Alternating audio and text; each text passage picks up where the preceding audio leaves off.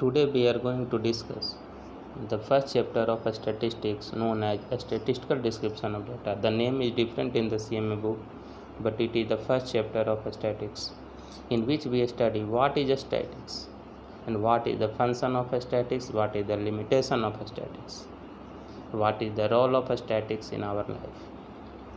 Before starting what is statistics, we must know about what is data. So my dear friends, data is a collection of useful information. एक useful information के collection को हम लोग data कहते हैं। Data is of two types. First is called quantitative data and second is called qualitative data. We discuss one by one. First of all we discuss quantitative data. A data which contains numerical values is called quantitative data. Example: data collected on marks, height, weight, salary, income. These all contains number 10, 20, 30, 40, 50. These all are numbers. These data are called quantitative data. The second number is quantitative data is also known as variables. इसको हम लोग variables भी कहते हैं. It is further divided into two parts. First one is called discrete variable and second one is called continuous variable. Now we discuss what is discrete variable. Discrete variable, a data which contains only integral value is called discrete variable.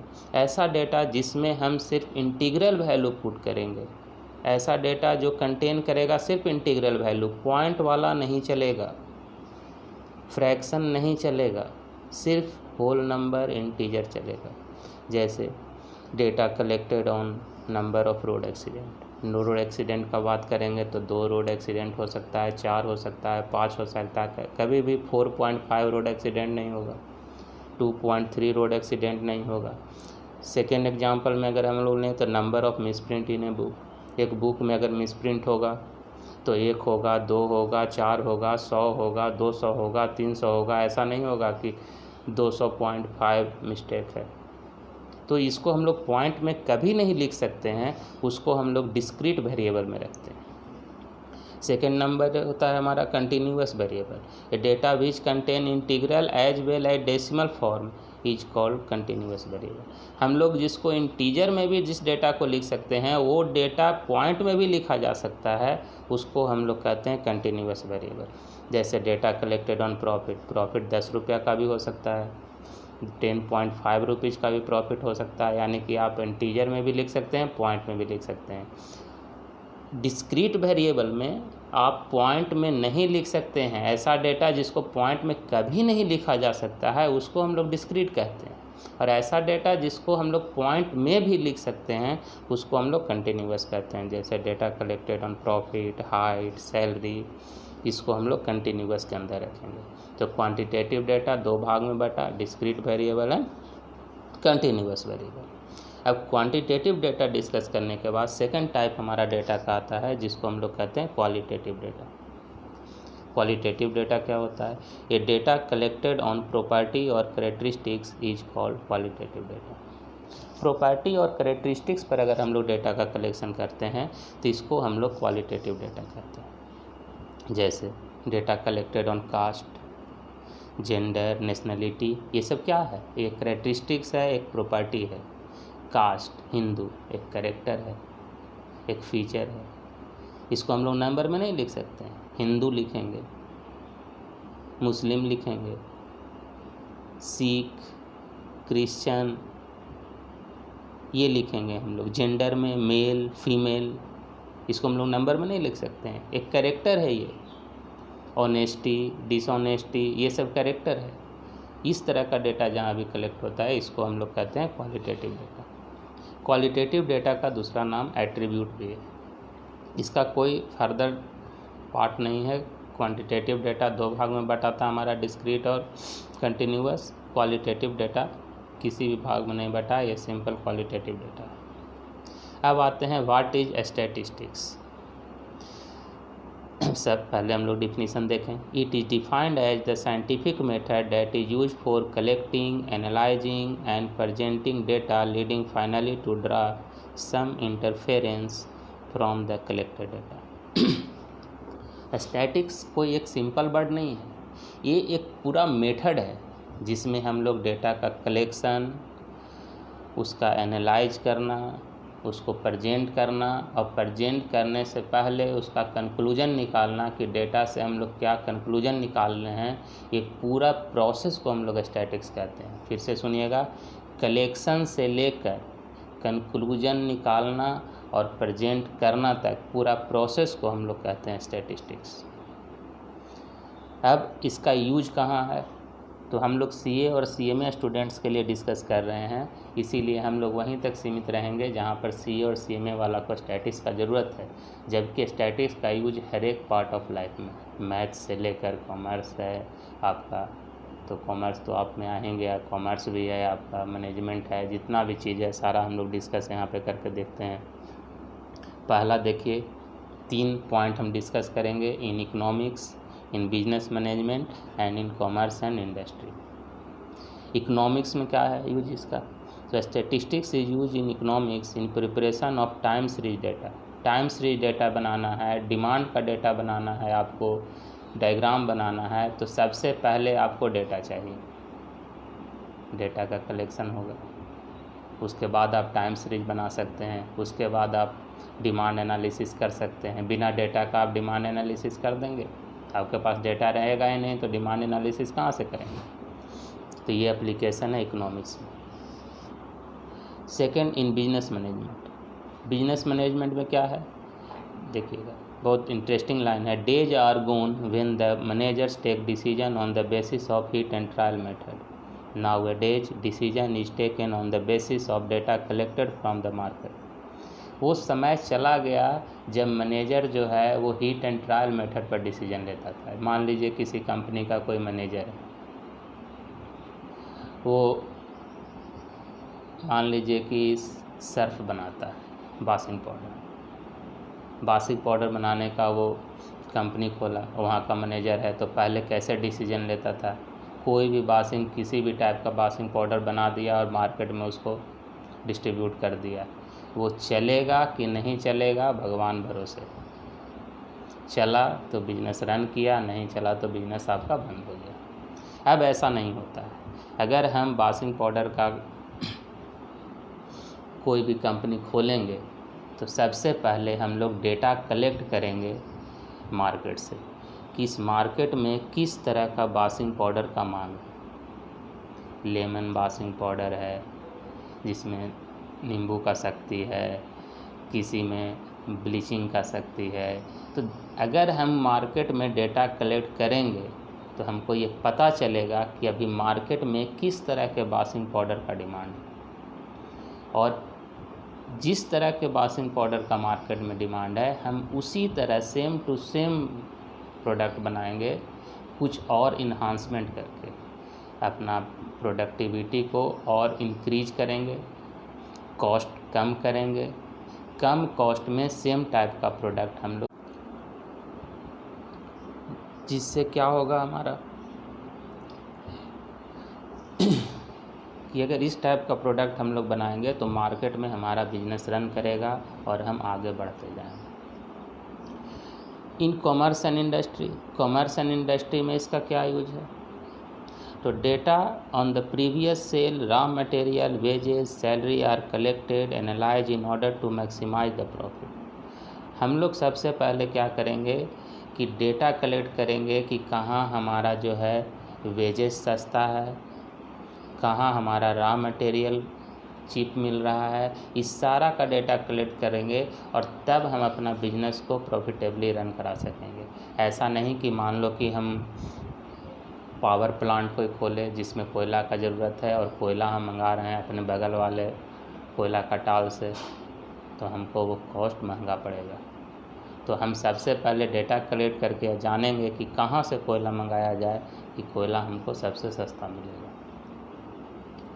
ठीक है, तो हम देख लिए data का use economics में, management में and commerce and industry में।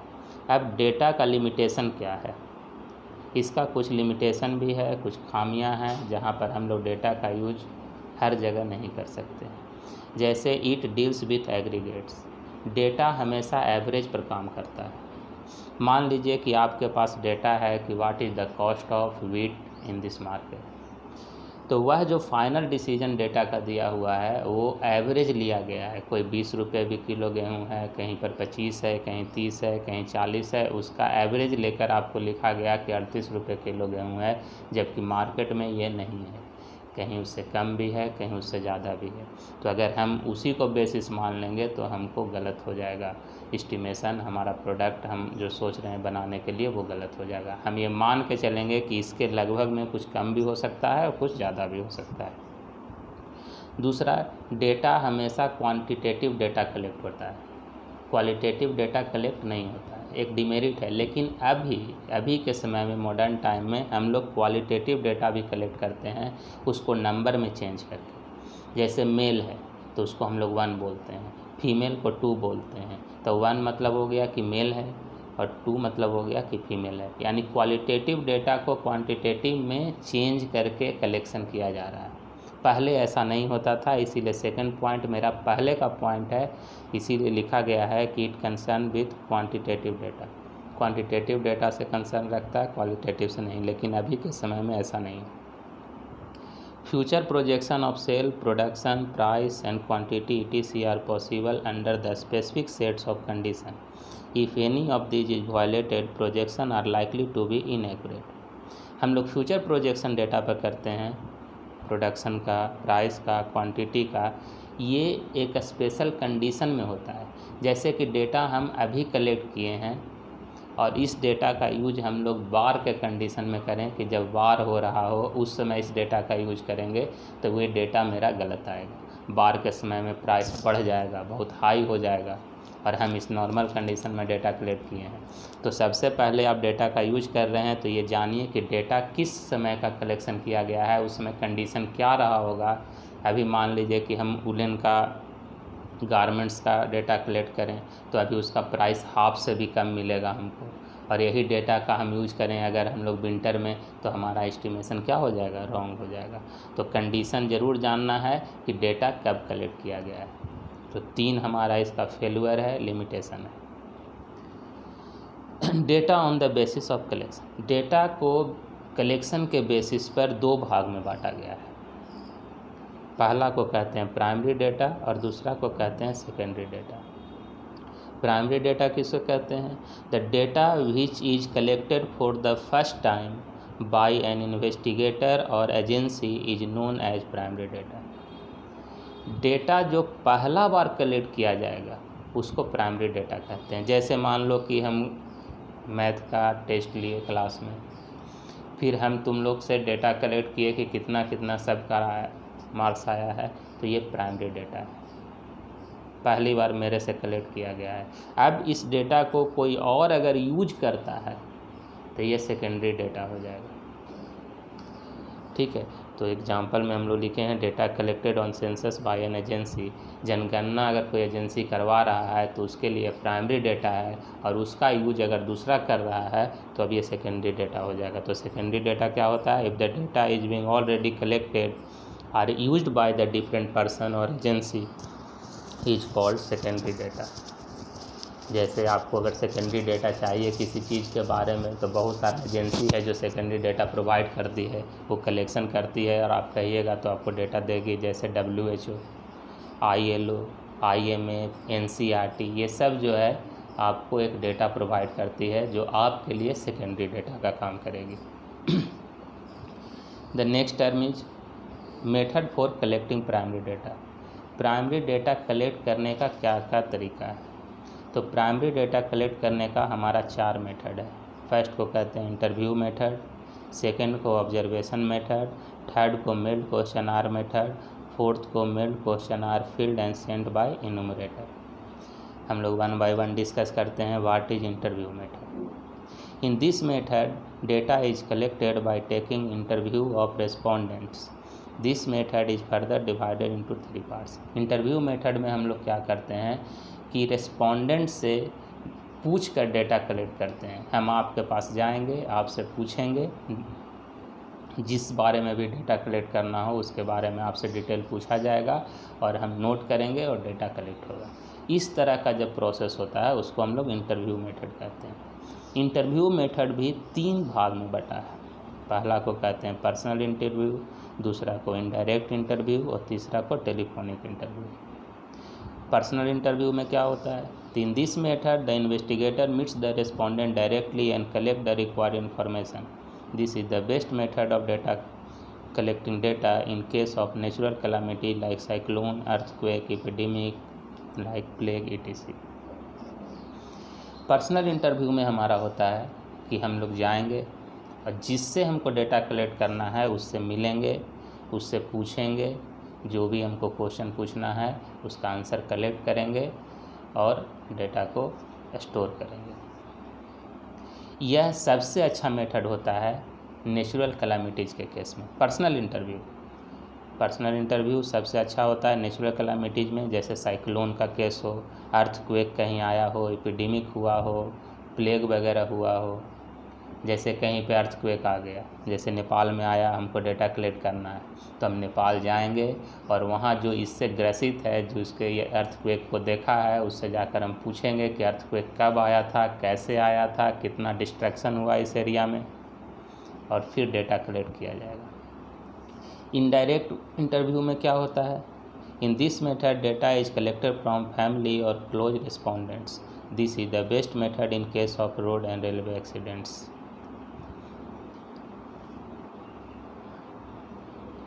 यहाँ पे एक्सीडेंट्स हमारा छूट गया है, रोड एंड रेलवे एक्सीडेंट्स होता है। इनडायरेक्ट इंटरव्यू में क्या होता है कि इस केस में हम लोग जाएंगे लेकिन हम लोग डायरेक्टली रिस्पोंडेंट से डेटा कलेक्ट नहीं करेंगे। जो उस घटना से एसोसिएटेड है उससे हम लोग डेटा कलेक्ट नहीं करके उसके फैमिली और फ्रेंड से डेटा कलेक्ट करेंगे। मान लीजिए कि आप ट्रेन से जा रहे हैं या ट्रेन जा रहा है, एक्सीडेंट हो जाती है और हमको डेटा कलेक्ट करना है कि एक्सीडेंट कैसे हुई, क्यों हुई। तो जो आदमी इंजरी हो गया है, जो एक्सीडेंट हो गया है जिसका, हम लोग डेटा उससे नहीं कलेक्ट करके उसके साथ जो था, उसके रिलेटिव जो था, उसके फ्रेंड जो था उस बोगी में, जो इस घटना को देखा है, डेटा हम लोग उससे कलेक्ट करेंगे। Telephonic interview, this is the quick and rather non expensive way to collect the data information where the collection by the means of phone, but in this method non responses is maximum than the other 2 method. Telephonic interview में क्या होता है? नाम ही से clear है, हम लोग telephone करेंगे रिस्पोंडेंट्स के पास और वहीं पर क्वेश्चन करेंगे टेलीफोन पर और हम डेटा कलेक्ट करेंगे। ये बहुत फास्ट होता है, जल्दी जल्दी हम टेलीफोन करके घर पे बैठे बैठे 100 आदमी को टेलीफोन करके डेटा कलेक्ट कर ले सकते हैं। लेकिन इसमें क्या है कि नन रिस्पॉन्सेस मैक्सिमम होगा। टेलीफोनिक इंटरव्यू चीप भी है, सस्ता भी है, हम जाने आने से बचे, खर्च बचता है उसका। लेकिन आपको टेलीफोन किए किसी रिस्पोंडेंट को और उसको कहे कि हमको डेटा इस चीज़ का चाहिए, तो वो कहेगा कि अभी रखिए, बाद में कीजिएगा। यानी नन रिस्पॉन्सेस इसमें ज़्यादा होगा। ऐसे पर्सनल इंटरव्यू और इनडायरेक्ट इंटरव्यू में भी होता है नन रिस्पॉन्सेस, लेकिन इस केस में नन रिस्पॉन्सेस कुछ ज़्यादा होता है वो दोनों के अपेक्षा। ये हो गया हमारा इंटरव्यू मेथड। इंटरव्यू मेथड के बाद दूसरा मेथड हमारा है observation method. In this method, data is collected by observing each of the respondents by the means of suitable instruments. For example, if we want to collect the data of height, then we use the measuring tape for observing the respondents. It is costlier and time-consuming method, but accuracy of this method is very high. Observation method में क्या होता है कि data तो हम respondent से ही collect करेंगे जाकर, लेकिन उससे पूछेंगे और डेटा नहीं कलेक्ट करेंगे, हम ऑब्जर्व करेंगे। जैसे मान लीजिए कि हाइट का डेटा हमको कलेक्ट करना है और उससे पूछे और वो बोला कि 6 फीट हाइट है मेरा, तो हम 6 फीट लिख नहीं लेंगे, हम मेजरिंग टेप निकालेंगे, उसको मेजर करेंगे और जितना आएगा उतना लिखेंगे। वेट पूछे, वो बोल रहा है 30 kg, वेट हम उसका 30 kg नहीं लिख लेंगे, तुरंत वेइंग मशीन पर उसको खड़ा करेंगे और जो डेटा रीडिंग बताएगा वो कैलकुलेट करेंगे। इसमें टाइम ज़्यादा लगता है और जब टाइम ज़्यादा लगाएगा तो डेटा कलेक्शन कॉस्टली होना तय है, क्योंकि कॉस्ट हमारा टाइम से डायरेक्टली प्रोपोर्शनल है। थर्ड मेथड डेटा कलेक्शन का mailed questionnaire method. This method comprises of framing a well-drafted and soundly sequenced questionnaire covering all the important aspects of problem under the consideration and sending them to respondents with the prepaid stamps after providing all the necessary information. For filling the questionnaire, it covers the wide area but non-responses are maximum and accuracy is low. Mailed questionnaire का मतलब होता है कि जो भी आप data collect कर रहे हैं उसका एक क्वेश्चन बना लीजिए। जो भी आपको क्वेश्चन करना है उसका एक क्वेश्चन तैयार कर लेंगे और साथ में आंसर लिखने के लिए जगह छोड़ दिया जाएगा। आपको इसमें क्या करना है कि ये क्वेश्चन को रिस्पोंडेंट्स के पास पहले से सेल्फ एड्रेस लिफाफा में इन्वेलप में डाल करके स्टैम्प उसमें लगा हुआ रहना चाहिए जिस पर आपका एड्रेस हो, उसको अंदर डाल दीजिए, क्वेश्चन भी उस इन्वेलप के अंदर डाल दीजिए और रिस्पोंडेंट के पता पर भेज दीजिए। रिस्पोंडेंट इसको पढ़ेगा, फिल करेगा और आपको वो स्टैम्प वाले इन्वेलप में डालकर आपको पोस्ट कर देगा। ये बहुत बड़ा एरिया कवर करता है। एक बार में हम 1 लाख 2 लाख का डेटा कलेक्ट कर सकते हैं, भेज सकते हैं क्वेश्चन। लेकिन इसमें नॉन रिस्पॉन्सेस मैक्सिमम होता है। बहुत लोग खोलेगा इन्वेलप, देखेगा, कहेगा बट फालतू है, स्टैम्प भी कबाड़ लेगा, रख लेगा और उसके बाद आपको रिस्पॉन्स नहीं करेगा, आपको भेजेगा नहीं। नेक्स्ट लास्ट हमारा है mailed questionnaire filled and sent by enumerator. ये पहले वाला ही जैसा है, लेकिन इसमें अंतर क्या है कि हम लोग जो है क्वेश्चन आर को डायरेक्ट रिस्पोंडेंट के पास नहीं भेजते हैं, हम लोग एक मीडिएटर के पास भेजते हैं जिसका इन्यूमरेटर कहते हैं। जैसे मान लो कि हमको पटना में डेटा कलेक्ट करना है, पटना में हम सारे रिस्पोंडेंट को नहीं भेजेंगे, पटना में हम एक आदमी को भेजेंगे, पूरा सारा जो डेटा है हमारा क्वेश्चन है वो एक आदमी को भेज देंगे। वो आदमी अलग अलग रिस्पोंडेंट्स को पटना में भेज देगा और डेटा कलेक्ट होकर मेरे पास चला आएगा। इसको हम लोग कहते हैं mailed questionnaire filled and sent by enumerator. अब जब डेटा कलेक्ट हो गया तो उसका हम लोग चेकिंग करते हैं कि डेटा में कहीं पर एरर उरर तो नहीं आ गया है, फार्मूला वगैरह इधर उधर तो नहीं हो गया है। तो इसको कहते हैं हम लोग scrutiny of data. After collection of data it's internal consistency is checked if it contains 2 और मोर रिलेटेड सीरीज। मान लीजिए कि डेटा में है हमारा एरिया और फोर्स और एक कॉलम है प्रेशर का। एरिया और फोर्स हम कलेक्ट करके रखे हुए हैं और प्रेशर वाले कॉलम में भी लिखे हैं। कहीं पर हो सकता है कि F/A कैलकुलेशन होता है प्रेशर का, तो कहीं पर A/F कर दिए हैं। तो वो प्रेशर वाला कॉलम हम लोग चेक करेंगे कि इसमें फार्मूला सही लगाया गया है या नहीं लगाया गया। अब डेटा को करेक्शन करने के बाद नेक्स्ट हमारा टर्म आता है क्लासिफिकेशन और ऑर्गेनाइजेशन ऑफ डेटा। जो डेटा कलेक्ट किया गया है अब उसको हम लोग ऑर्गेनाइज करेंगे, क्लासिफाई करेंगे कि वो किस किस तरह का डेटा है। बहुत सारा डेटा कलेक्ट हुआ है एक जगह रखेंगे और कोई डेटा हमको ज़रूरत पड़ेगा तो वो हमसे मिलेगा नहीं, तो उसको सबसे पहले कैटेगरी वाइज डिवाइड कर देंगे कलेक्टेड डेटा को। इसको हम लोग कहते हैं क्लासिफिकेशन और ऑर्गेनाइजेशन ऑफ डेटा। ये हमारा 4 भाग में बटा है। पहला कहते हैं क्रोनोलॉजिकल और टेम्पोरल और टाइम सीरीज डेटा। अब ये किस तरह का डेटा होता है, तो जो डेटा टाइम के बेसिस पर कलेक्ट हुआ है, data collected on the basis of time come under this category. Time के बेसिस पर जितना भी डेटा कलेक्ट हुआ है उसको हम लोग इस कैटेगरी में रखेंगे। जैसे हम लोग एक फैक्ट्री में प्रोडक्शन का कलेक्शन किए हैं, डेटा बनाए हैं पर मंथ 1990 से लेकर 2005 तक। देखिए एक समय है 1990 से लेकर 2005 तक पर मंथ एक कंपनी में प्रोडक्शन कितना हुआ, टाइम है, ये टाइम के बेसिस पर कलेक्ट हुआ है, तो इसको हम लोग क्रोनोलॉजिकल डेटा में रखेंगे। सेकेंड नंबर आता है ज्योग्राफिकल और स्पेशियल सीरीज डेटा।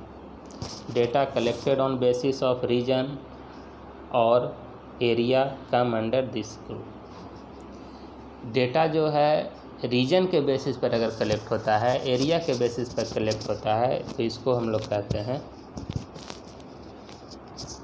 ज्योग्राफिकल और स्पेशियल डेटा। जैसे CA फाइनलिस्ट 2020 में डिफरेंट स्टेट्स ऑफ इंडिया में कितना था, तो देखिए एक इंडिया को एरिया बनाया गया है, जैसे मध्य प्रदेश, बिहार सब इसमें इंक्लूड होगा, महाराष्ट्र, जितना भी स्टेट है, और साथ में इधर CA फाइनलिस्ट जितना भी हुए हैं वो रहेंगे। यानी एक साइड एरिया है, एक साइड मेरा डेटा है। तो इस तरह के डेटा को हम लोग ज्योग्राफिकल टाइप ऑफ डेटा में रखेंगे, और स्पेशियल सीरीज डेटा भी कहते हैं इसको। टाइम के बेसिस पर जो कलेक्ट होगा वो टेम्पोरल में रहेगा, और जो एरिया के बेसिस पर कलेक्ट होगा वो हमारा ज्योग्राफिकल में रहेगा। थर्ड नंबर आता है क्वांटिटेटिव डेटा, और इसको हम लोग कार्डिनल डेटा भी कहते हैं। ये हम लोग पहले भी क्वांटिटेटिव डेटा डिस्कस कर चुके हैं। फोर्थ नंबर है क्वालिटेटिव, इसको भी डिस्कस कर चुके हैं, इसको ऑर्डिनल भी कहते हैं। अब आया mode of presentation of data. Data collect हो गया, डेटा का करेक्शन कर लिए, डेटा को क्लासिफाई कर लिए, तो अब डेटा को हम लोग प्रेजेंट करें। तो डेटा को प्रेजेंट करने का 3 तरीका है। पहला textual presentation, second number tabular presentation, third number diagrammatic presentation. तो पहला textual presentation. In this method data is presented in the form of paragraph. हम लोग इस प्रेजेंटेशन में क्या करते हैं कि डेटा को पैराग्राफ के रूप में लिखते हैं। कॉलम ये सब कुछ नहीं बनाते हैं, पैराग्राफ में लिखते जा रहे हैं, जैसे बुक में लिखा हुआ रहता है हिस्ट्री वाला, उस तरह का पैराग्राफ में लिखते जाएंगे। तो इस तरह का अगर प्रेजेंटेशन हम लोग कह रहे हैं तो इसको हम लोग टेक्सचुअल प्रेजेंटेशन कहते हैं। इस टाइप का प्रेजेंटेशन जो है वो डल नेचर का होता है, मानो कि अच्छा ही नहीं लगता है, आप उसको पढ़िएगा तो मन ही नहीं लगेगा, इसीलिए इसको मोनोटोनस भी हम लोग कहते हैं। डल एंड मोनोटोनस है अभी के समय में। इस तरह का डेटा प्रेजेंटेशन अभी के समय में नहीं होता। पहले इस तरह का प्रेजेंटेशन होता था, लोग को पढ़ने में बहुत दिक्कत होता था, समझ में नहीं आता था कि कहाँ पर क्या लिखा हुआ है, क्या छूट गया हमारा। नेक्स्ट है हमारा टेबुलर प्रेजेंटेशन। टेबुलर प्रेजेंटेशन में हम लोग टेबल बनाते हैं, टेबल बना के डेटा को प्रेजेंट करते हैं। टेबल में क्या रहता है, रो और कॉलम रहता है, आसानी से समझ जाते हैं। एक साइड में स्टूडेंट्स का नाम है, एक साइड में मार्क्स है, तुरंत भर में बता देंगे किस स्टूडेंट का क्या मार्क्स है या किससे कितना ज़्यादा मार्क्स है। और यही अगर पैराग्राफ में लिखा जाता तो बहुत दिक्कत होती। टेबल में हमारा बहुत सारा पार्ट होता है जो आप नहीं जानते होंगे अभी। एक पार्ट टेबल में होता है कैप्शन। कैप्शन क्या होता है, it is the upper part of table which contain heading. जो हेडिंग लिखा हुआ रहता है टेबल में उसको कहते हैं हम लोग कैप्शन, उस पूरे पार्ट में। फिर आता है box head. It is the entire upper part of table which contain heading along with sub heading and units of measurement. Box head में कैप्शन भी चलाता है, हेडिंग भी रहता है, उसके नीचे अगर कुछ सब हेडिंग है, यूनिट्स ऑफ मेजरमेंट का यूज किया गया है, सेंटीमीटर, मीटर, कुछ भी अगर उसमें यूज हुआ है तो वो सारा पार्ट ऊपर से लेकर के वहाँ तक इसको हम लोग बॉक्स हेड में कहते हैं। थर्ड पार्ट आता है मेरा स्टब। स्टब क्या होता है, it is the left part. Left part का ये टेबल का लेफ्ट पार्ट है जो हमारा डिस्क्राइब करता है रो को। जैसे एक साइड में ईयर लिखा हुआ है, लेफ्ट साइड में नीचे 1990, 1991, 92, 93 ये लिखा हुआ है, तो ये जो 91, 92, 93 वाला जो पार्ट लिखा गया है इसको हम लोग कहते हैं स्टब। फोर्थ आता है बॉडी। बॉडी क्या होता है, मेन पार्ट ऑफ टेबल होता है जिसमें हम लोग मेजरमेंट को लिखते हैं, उसको हम लोग बॉडी कहते हैं। फिफ्थ है हमारा फुट नोट। ये टेबल के नीचे होता है, बॉक्स जो हमारा टेबल बना हुआ है उसके नीचे लिखा जाता है फुट नोट। फुट नोट में क्या होता है, हम लोग जो शॉर्ट फॉर्म यूज किए हैं टेबल में उसका हम लोग फुल फॉर्म लिखते हैं। जैसे कहीं पर एफ यूज किए हैं तो एफ मीन्स वाट, तो F means female. M use किए हैं तो एम मीन्स वाट, तो एम मीन्स मेल। कहीं पर टी यू यूज किए हैं तो टी यू मतलब क्या, ट्रेड यूनियन। इस तरह का हम लोग वहाँ पर बताएंगे कि ये शॉर्ट फॉर्म जो यूज हुआ है उसका फुल फॉर्म ये है। यानी कि टेबल का टोटल 5 पार्ट है। अब हमारा जो है टेबुलर प्रेजेंटेशन के बाद थर्ड नंबर आता है हमारा डायग्रामेटिक प्रेजेंटेशन। इसमें हम लोग डेटा को प्रेजेंट करते हैं डायग्राम, पिक्चर, चार्ट्स के मदद से। यह सबसे अट्रैक्टिव मेथड है डेटा प्रेजेंट करने का। इसमें एक अनपढ़ आदमी भी बता देगा कि इसमें क्या पार्ट ज़्यादा है, क्या पार्ट कम है। जैसे कोई अगर ग्राफ बनाया गया हो क्रिकेट का तो एक आदमी जो नहीं भी पढ़ा लिखा है कहेगा कि नहीं, ये तो लाइनमा ऊपरे जा रहा है, ज़रूर है जो रन जो है बढ़ते जा रहा है, रन बढ़ा है। तो यानी एक अनपढ़ आदमी भी उस डेटा को देखकर बता सकता है कि डेटा क्या कहना चाह रहा है। डायग्राम जो है हमारा 3 तरह का होता है जो हम लोग को पढ़ना है। लाइन डायग्राम और हिस्टोरियाग्राम इसको कहते हैं, दूसरा बार डायग्राम और तीसरा पाई चार्ट। लाइन डायग्राम क्या होता है, इसमें हम लोग डेटा को लाइन से रिप्रेजेंट करते हैं। और लाइन भी different type of line diagram होता है। जैसे पहला है सिंपल लाइन डायग्राम। देखिए एक ग्राफ बनाया गया है कि सिंपल लाइन डायग्राम में एक लाइन डायग्राम बना है। दूसरा होता है multiple line diagram. Multiple line diagram में एक ही डायग्राम में एक से अधिक लाइन डायग्राम बनाया गया हो। जैसे देखिए इसमें 2 लाइन डायग्राम बनाया गया है। एक ब्लू वाला रिप्रेजेंट कर रहा है टोटल एक्सपेंडिचर, एंड ये जो हमारा ऑरेंज वाला है वो total expenditure constant from dollar. ये 2 तरह का इसमें बनाया गया है लाइन डायग्राम, ठीक है। अब मल्टीपल एक्सिस चार्ट, तीसरा जो है हमारा मल्टीपल एक्सिस चार्ट है। मल्टीपल एक्सिस चार्ट में क्या होता है कि लाइन डायग्राम 2 या 2 से अधिक बनेगा। कब बनेगा, इसमें यूनिट ऑफ मेजरमेंट अलग अलग होता है।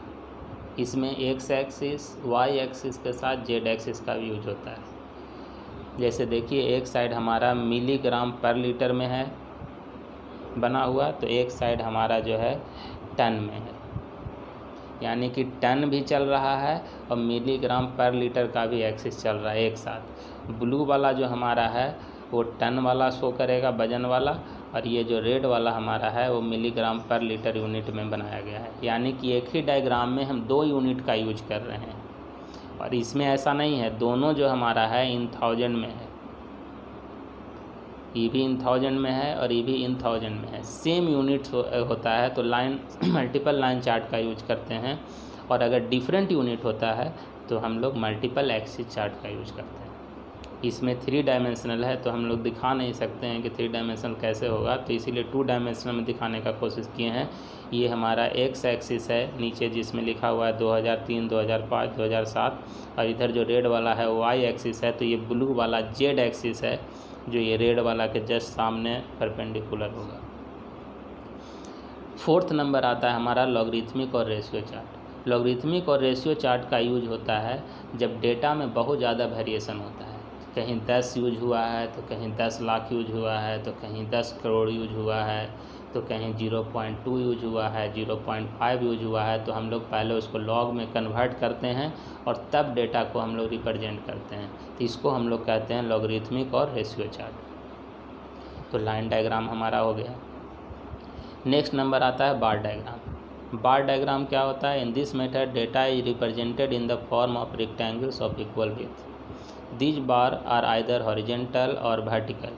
Horizontal bar diagram is used for qualitative data और vertical bar diagram is used for quantitative data. Different types of bar diagram are. Bar diagram में हम लोग क्या करते हैं, रेक्टेंगल्स बनाते हैं जिसका मोटाई एक जैसा होगा और उससे हम लोग डेटा को रिप्रेजेंट करते हैं। लाइन डायग्राम में लाइन से और इसमें रेक्टेंगल से। रेक्टेंगल वर्टिकल भी हो सकता है, हॉरिजॉन्टल भी हो सकता है।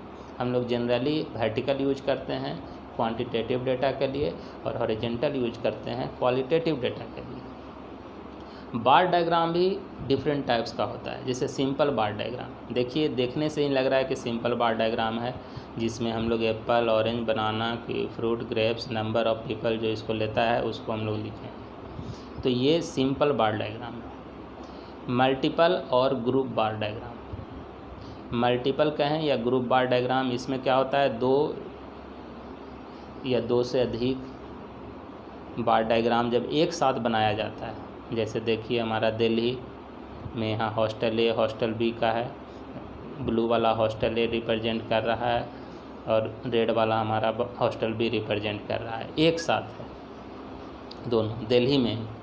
फिर उसके बाद बिहार, हरियाणा।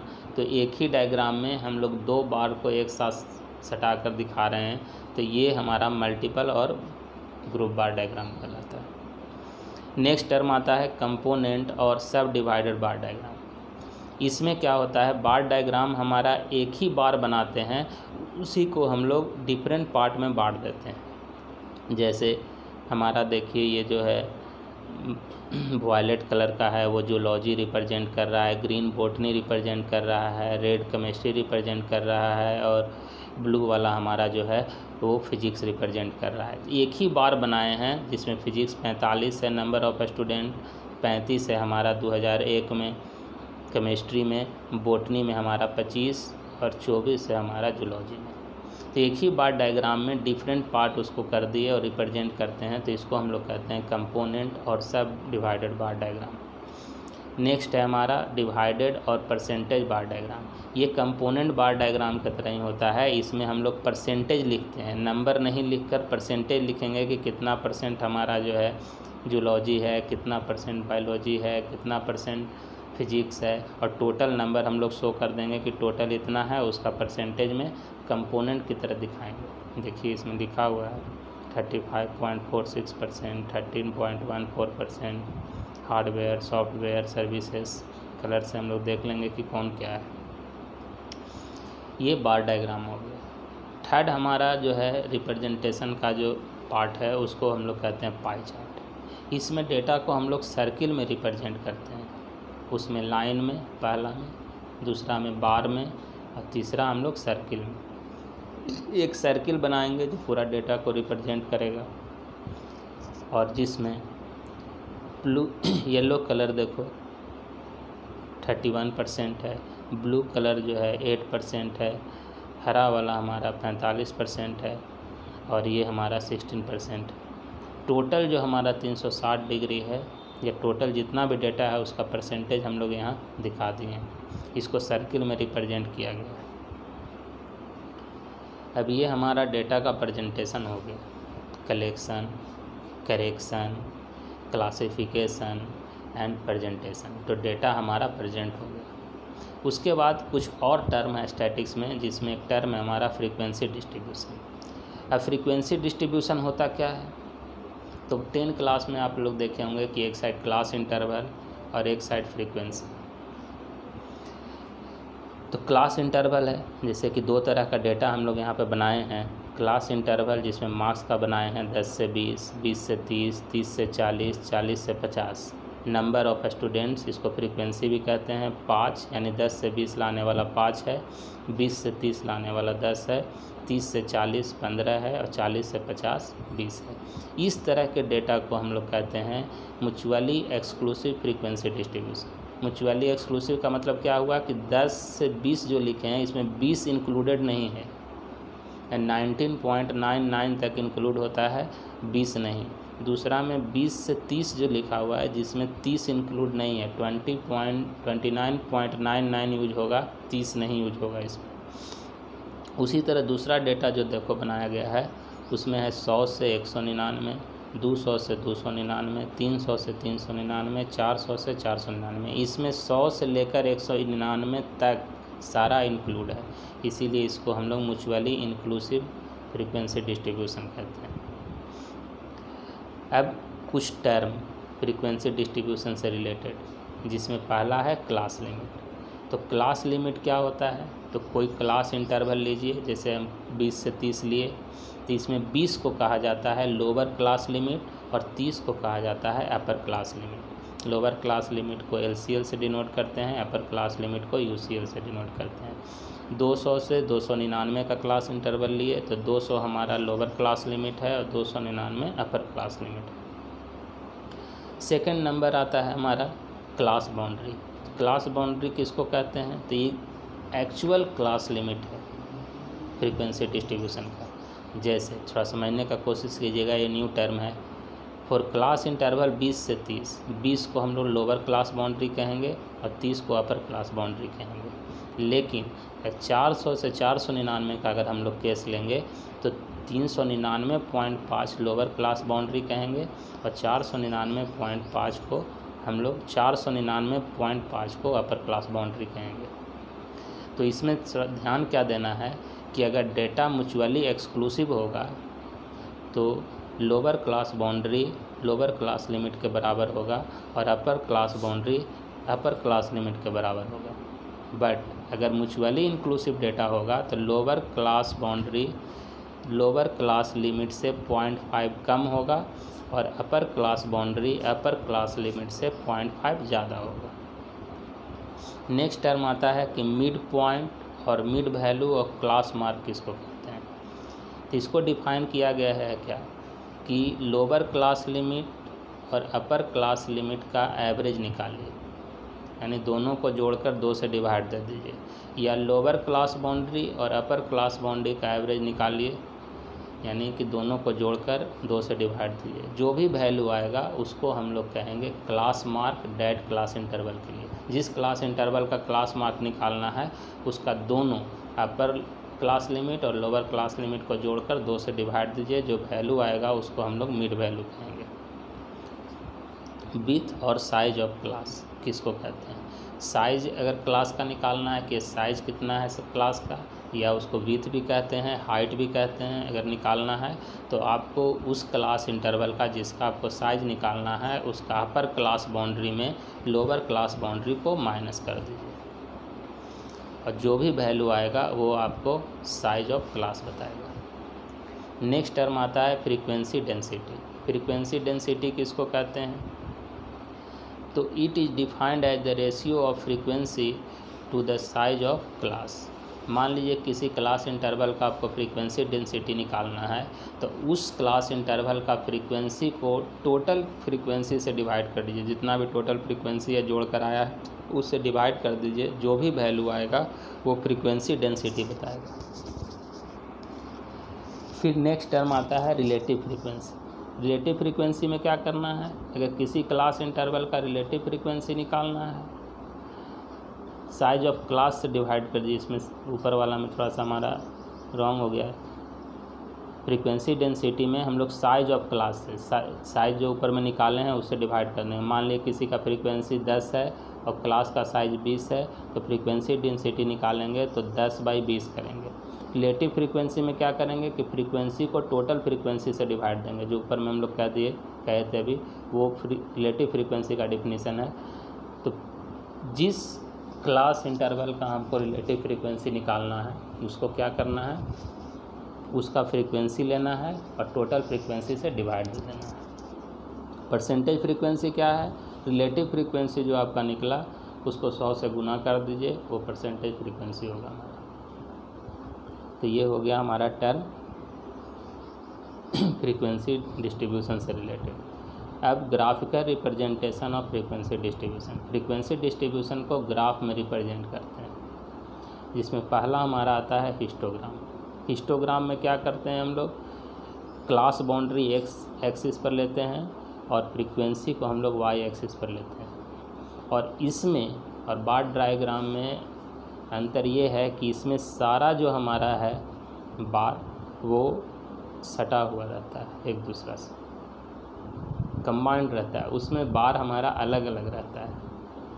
इसमें देखिए 0 से 20, 20 से 40, 40 से 60 ये क्लास इंटरवल है, 60 से हमारा 80, 80 से 100 क्लास बाउंड्री सब लिखा हुआ है। और 0 से 20 लाने वाला हमारा जितना भी है वो लिखे हैं 5 हो। 20 से 40 के बीच में हमारा फ्रीक्वेंसी 10 है तो 10, 40 से 60 में हमारा फ्रीक्वेंसी 20 है तो 20, और ये लिखा गया। इस डेटा से हमको मोड मिलता है, जो आगे हम लोग डिस्कस करेंगे नेक्स्ट चैप्टर में, मेजर ऑफ सेंट्रल टेंडेंसी में कि मोड क्या होता है। इस डेटा से कैलकुलेट किया जाता है मोड। सिर्फ ये जानना है आपको कि हिस्टोग्राम से आपको क्या मिलता है, तो हिस्टोग्राम से हमको मोड मिलता है। फ्रीक्वेंसी पॉलीगन में क्या होता है, it consist of class mark and frequency. X axis पर क्लास मार्क को हम लोग लिखते हैं और वाई एक्सिस पर फ्रीक्वेंसी, और सारा पॉइंट जैसे जैसे हमारा डेटा के हिसाब से है वो डेटा हम लोग पॉइंट लिखते जाएंगे और उसको फ्री हैंड से मिला देंगे। तो ये हमको देखिए क्लोज फिगर बन गया जिसको हम लोग पॉलीगन कहते हैं। तो ये टोटल फ्रीक्वेंसी से पॉलीगन बना है, इसीलिए इसका नाम है फ्रीक्वेंसी पॉलीगन। नेक्स्ट हमारा आता है ओगिव और कम्युलेटिव फ्रीक्वेंसी कर्व। ओगिव और कम्युलेटिव फ्रीक्वेंसी कर्व क्या है, तो इसमें हम लोग क्या करते हैं कि ग्राफ बनाते हैं। It consist of class boundary को हम लोग एक्स एक्सिस पर रखते हैं और कम्युलेटिव फ्रीक्वेंसी पर वाई एक्सिस पर रखते हैं, और एक डायग्राम बनाया जाता है लेस देन कम्युलेटिव फ्रीक्वेंसी का, तो इसको लेस देन ओगिव कहते हैं। और एक को हम लोग, ये जो ब्लू वाला है ये लेस देन ओगिव है, रेड वाला जो हमारा है greater than ogive, greater than cumulative frequency है। और ये जहाँ भी कट करता है उसको हम लोग मीडियन कहते हैं। देखिए कटिंग पॉइंट ये जो हमारा है ये मीडियन शो करेगा। तो आपसे पूछा जाएगा कि ओगिव से हमको क्या मिलता है, तो आपको ओगिव से मिलता है मीडियन। हिस्टोग्राम से क्या मिलता है, तो उससे मिलता है mode.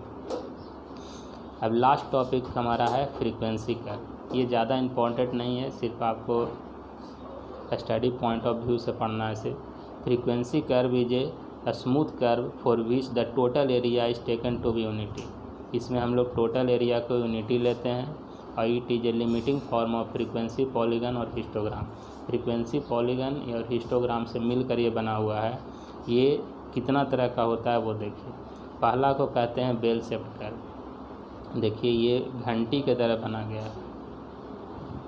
It is use for profit, weight, marks, height, etc।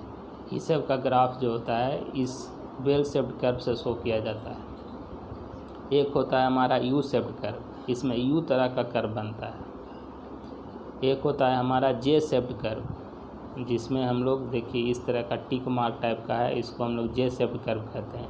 और जितना भी ये ग्राफ बना हुआ है उसमें फ्रीक्वेंसी डेंसिटी वाई एक्सिस पर और क्लास बाउंड्री एक्स एक्सिस पर लिया जाता है। और एक होता है मिक्स्ड कर्व, जिसमें हमारा बेल शेप्ड भी है, यू शेप्ड भी है और जे शेप्ड भी है, सब मिल गया है, तो इसको हम लोग कहते हैं मिक्स्ड कर्व। ये पूरा जो हमारा डिस्क्रिप्शन है लगभग 95 पॉइंट नहीं कहकर आप कहें कि 95% हम लोग स्टैटिस्टिकल डिस्क्रिप्शन ऑफ डेटा को आप समझ गए होंगे। बाकी 5% जो है अगर कोई प्रॉब्लम होता है तो आप क्लास में डिस्कस कर सकते हैं कि ये प्रॉब्लम हमको हो रहा है इसको समझने में। और my dear student, please subscribe the channel.